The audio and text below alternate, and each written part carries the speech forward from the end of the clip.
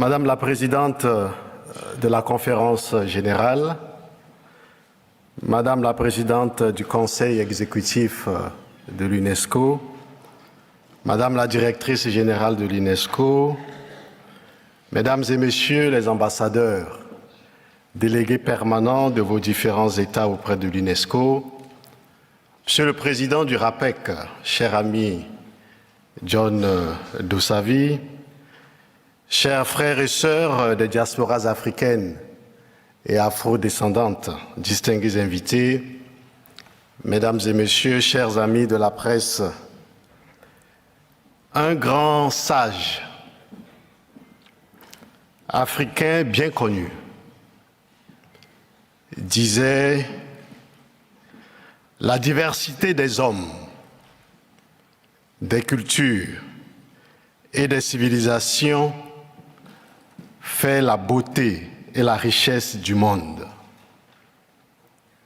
Tout comme vous le saviez, la beauté d'un tapis tient à la variété de ses couleurs.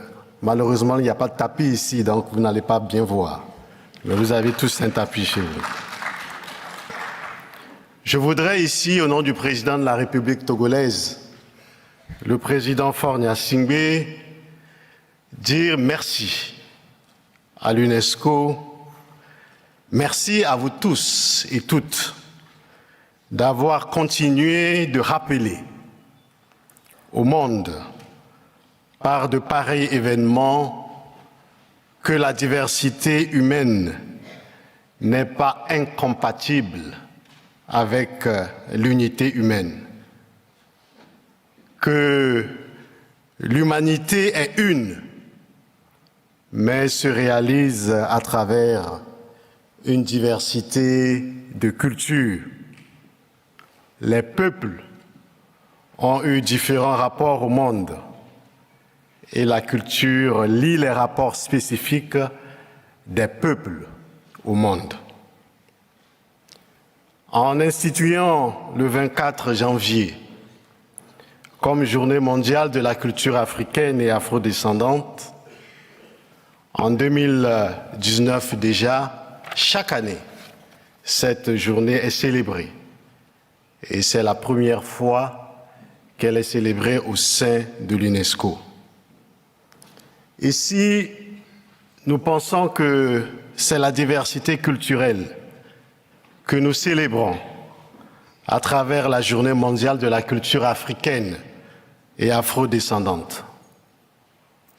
La célébration de la JMCA traduit notre parti, pris pour un universalisme inclusif et participatif par opposition à un universalisme de surplomb et inhospitalier à la différence culturelle, pour reprendre les mots du philosophe canadien Charles Taylor. Je ne voulais pas parler de la philosophie, mais vous aviez constaté vous-même que Madame la maîtresse de cérémonie nous a introduits comme apprentis philosophes. À la vérité, nous ne sommes que des apprentis philosophes. Le seul philosophe, c'est Socrate. En tant qu'apprenti philosophe, alors, souffrez que nous fassions un peu la philosophie et la politique, parce que c'est ainsi que nous avions été présentés. Cet événement de cet après-midi, pour la célébration demain, du 24 janvier, revêt un intérêt majeur pour nous, peuple d'Afrique et les communautés afrodescendantes, puisque nous demeurons convaincus, suivant Cheikh Anta Diop, que la culture reste le pilier essentiel de la Renaissance africaine.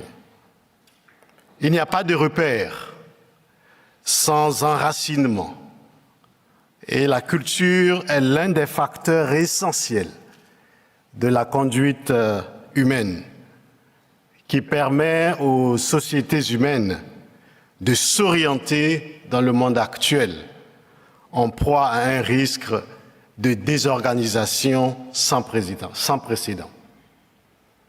La célébration de la diversité culturelle est le lieu d'apprentissage et de compréhension mutuelle.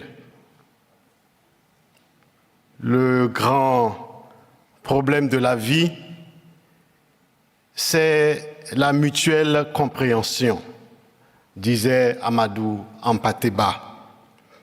C'est le défi de la mutuelle compréhension humaine que l'UNESCO et ses membres que vous représentez ici aident le monde à relever à travers les initiatives de célébration de patrimoine culturel dans celle de la Journée mondiale de la culture africaine. Mesdames et messieurs, chers amis, en mettant en avant le concept d'africanité globale, dont les enjeux théoriques et pratiques ont été élucidés dans le volume 10 de l'Histoire générale de l'Afrique, présente édition de la JMCA, met en exergue non seulement les relations entre l'Afrique et les personnes d'ascendance africaine vivant hors Afrique, mais aussi la dissémination des valeurs et les traditions culturelles africaines à l'échelle du monde. La mobilité africaine dans le temps et dans l'espace a fait de l'africanité une réalité en mouvement et sans frontières. L'Afrique féconde le monde à travers ses fils et les afro-descendants, où qu'ils soient dans le monde, puisque l'être humain voyage avec des traditions culturelles qui portent en lui et distillent autour de lui. Du coup, comme le dit Alain Mabankou, que vous connaissez tous, j'imagine, l'Afrique n'est plus seulement en Afrique.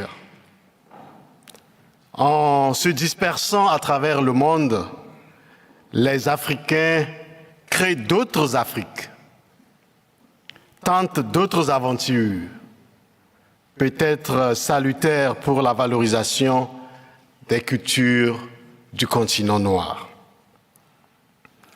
L'africanité dont les panélistes discuteront tout à l'heure, et parmi les panélistes, je reconnais un aîné, un grand ami, très respecté, Doudou Diène, qui d'ailleurs était au Togo le mois de mai passé pour le lancement du 9e congrès panafricain dont on parlera tout à l'heure, vous dira ce qu'il pense, car j'imagine que chacun des panélistes que vous êtes ici, vous êtes bien conscient, autant que moi, que du Bénin comme au Brésil, en Haïti comme en Jamaïque, en Martinique comme à la Barbade et à tous les coins de la terre où l'on rencontre des Africains et des Afro-descendants,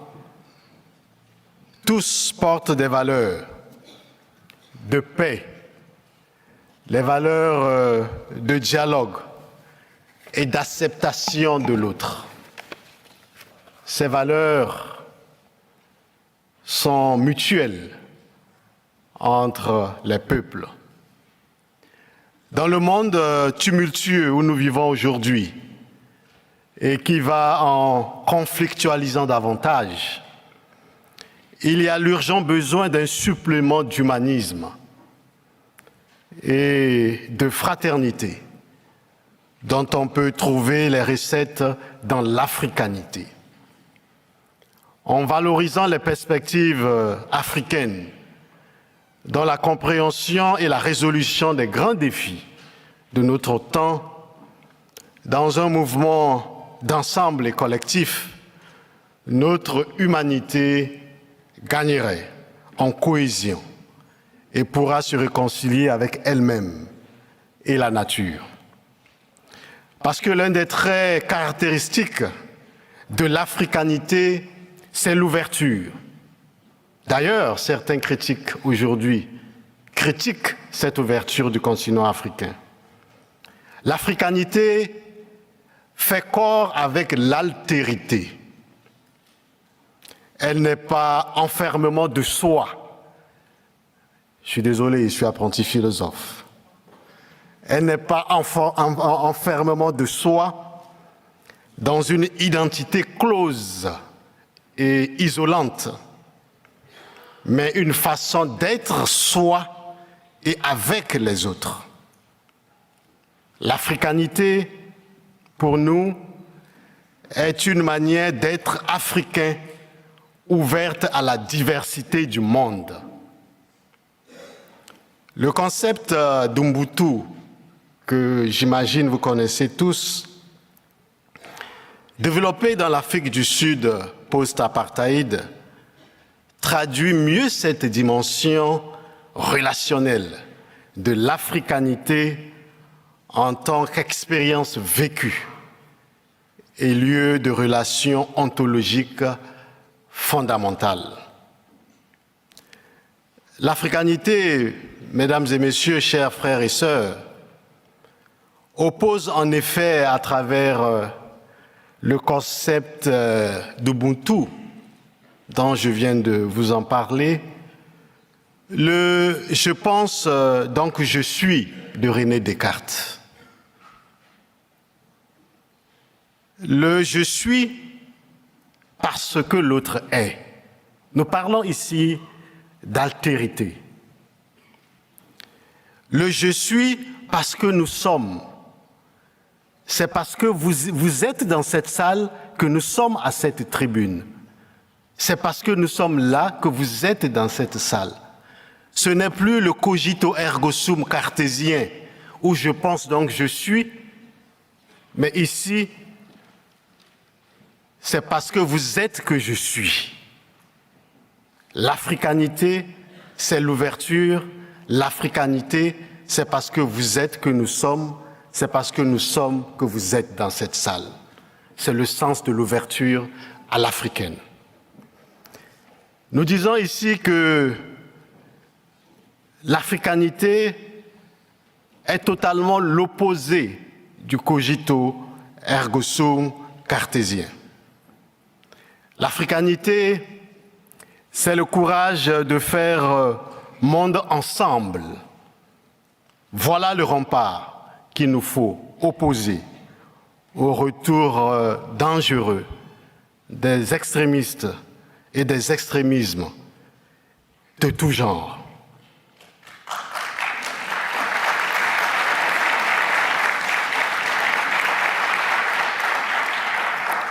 Faire monde ensemble dans une humanité plurielle, tel est le grand défi de notre temps. Il ne s'agit plus désormais de dire que le monde commence par nous et finit par nous, car personne n'est le centre du monde. Le centre du monde désormais, avec l'africanité, est ici et ailleurs. Il est ailleurs et ici. Il est vous et moi, il est moi et vous, si vous me le permettez.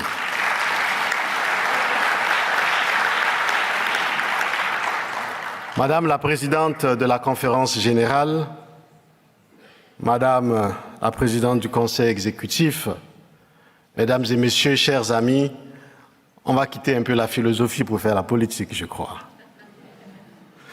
La soumission par le Togo du projet de résolution ayant conduit à la reconnaissance du 24 janvier comme la Journée mondiale de la culture africaine et afro-descendante n'est pas un hasard, mais s'inscrit dans la droite ligne d'une orientation que notre pays a définie depuis des années, visant à mobiliser toutes les forces africaines d'Afrique, de la diaspora et afro-descendants afin de redonner à l'Afrique et à sa culture la place qui est la leur dans le concert des nations. C'est fort de cette conviction que le Togo a porté, Madame la directrice générale l'a rappelé tout à l'heure, et Monsieur le Président du RAPEC aussi l'a rappelé, que le Togo a porté au niveau de l'Union africaine une initiative qui a conduit la conférence des chefs d'État et de gouvernement de notre organisation continentale lors de sa 34e session, les 7 et 8 février 2021, a déclaré la décennie 2021-2031 décennie des racines et des diasporas africaines. La conférence a en outre désigné le Togo comme champion de l'Union africaine pour cette décennie. Je voudrais ici, mesdames et messieurs, chers amis, chers frères et sœurs de la diaspora et afro-descendants, porter à votre connaissance que c'est dans le cadre de cette décennie que le Togo organisera le 29 octobre, du 29 octobre au 2 novembre de cette année, le 9e congrès panafricain sur le thème « Renouveau du panafricanisme et place de l'Afrique dans la gouvernance mondiale ». Mobiliser les ressources et se réinventer pour agir. C'est le thème de ce 9e congrès. Certains parfois se posent des questions, pourquoi un 9e congrès panafricain? Mais je vous rappelle seulement que le 8e congrès panafricain a eu lieu en 2018 en Afrique du Sud. Et je mets à défi ceux qui me diront quand a eu lieu le premier congrès panafricain et où. Le lieu, je peux vous le dire, c'est à Londres. Vous voulez la suite? Ça sera lors du cocktail. C'était en 1905, bien sûr. Le 9e congrès panafricain, mesdames et messieurs, sera une occasion privilégiée pour les Africains vivant sur le continent, de la diaspora et les afro-descendants, notamment de s'interroger sur la question de leur devenir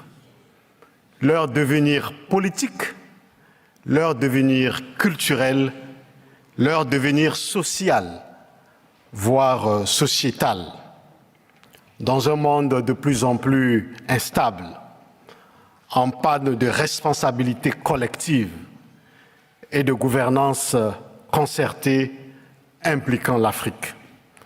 Les pays africains devront réfléchir sur comment inventer une forme d'association humaine, une organisation politique et de nouvelles visions afin de définir ce qu'ils veulent et peuvent pour eux-mêmes et par eux-mêmes.